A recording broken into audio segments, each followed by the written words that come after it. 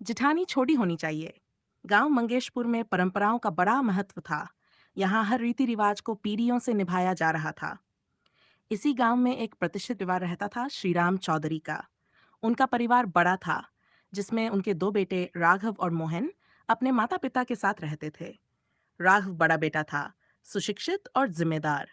मोहन छोटा सा लेकिन चंचल और जिंदा दिल। श्रीराम चौधरी की इच्छा थी कि उनके दोनों बेटों की शादी अच्छे घरों में हो और परिवार में सुख शांति बनी रहे। शादी का प्रस्ताव और परंपरा। एक दिन गांव के बड़े बुजुर्गों की बैठक में शादी को लेकर चर्चा हुई। चौधरी जी के मित्र पंडित रामलाल ने सुझाव दिया, जिठानी को हमेशा छोटी होना चाहिए। इससे परिवार में सामंजस्य बना रहता है। बड़ी बहू उम्र में बड़ी हो तो वह घर को ठीक से संभाल सकती है और छोटी देवरान कर सकती है।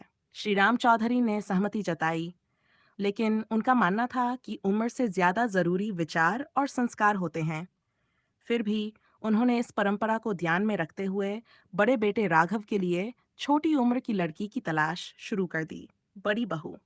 कुछ महीनों बाद राघव की शादी गांव के ही एक शिक्षित परिवार की बेटी सुनीता से तय हुई।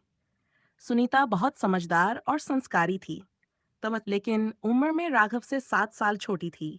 शादी के बाद उसने घर की जिम्मेदारी बखूबी संभाल ली। धीरे धीरे वह पूरे परिवार का सम्मान अर्जित करने लगी। उसकी बुद्धिमत्ता और व्यवहार से सभी खुश रहते, खासकर सास ससुर जो उसे बेटी की तरह मानते। छोटी बहू बड़ी उम्र की। कुछ समय बाद मोहन की शादी भी तय हुई, लेकिन इस बार एक अलग निर्णय लिया गया। मोहन की पत्नी रमा उम्र में सुनीता से 4 साल बड़ी थी। ये परिवार के कुछ सदस्यों को अटपटा लगा, लेकिन मोहन और उसके माता पिता ने रिश्ते को स्वीकार किया। शादी के बाद रमा और सुनीता का रिश्ता देखने लायक था। उम्र में बड़ी होने के बावजूद रमा सुनीता को पूरा सम्मान देती और उसके हर फैसले में साथ खड़ी रहती। दोनों बहनों की तरह रहती और आपसी समझदारी से परिवार को आगे बढ़ाने में मदद करती। परंपरा पर सवाल। गांव में यह चर्चा होने लगी कि जिठानी छोटी है और देवरानी बड़ी, तो क्या घर में झगड़े होंगे? लेकिन इसके उलट उनके परिवार में पहले से ज्यादा प्यार और सामंजस्य देखने को मिला।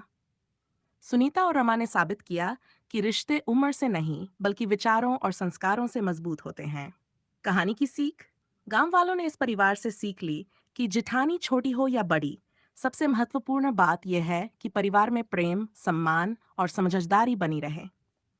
इस तरह मंगेशपुर गांव में एक नई सोच ने जन्म लिया, जिसने पुरानी परंपराओं को तोड़ते हुए रिश्तों की गहराई को महत्व दिया।